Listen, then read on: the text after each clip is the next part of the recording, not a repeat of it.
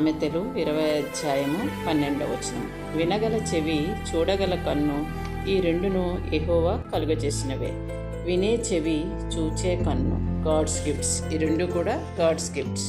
చాలామందికి చెవులుంటాయి కానీ వినడానికి హృదయం ఉండదు. చాలామందికి కన్నులుంటాయి కానీ సత్యాన్ని చూడలేరు.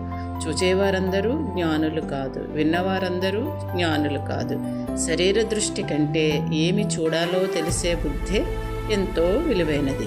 శరీర చెవి కంటే ఏమి వినాలో తెలిసే వివేకం కావాలి.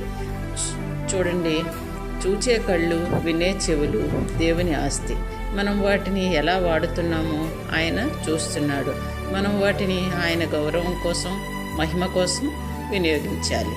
చర్చి పక్కన కూర్చున్న పేదవాడి మొర 1000 మంది చెవులకు వినపడుతుంది, కానీ దయవున్న ఒకరి చెవికే అది లోపలికి వెళుతుంది.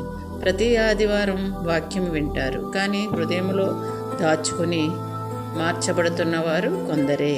కళ్ళతో ప్రపంచాన్ని చూడకు, చెవులతో ప్రపంచాన్ని వినకు. రెంటినీ దేవుని గుర్తించు. కాబట్టి మీ చూపు లోకం వైపా, దేవుని వైపా?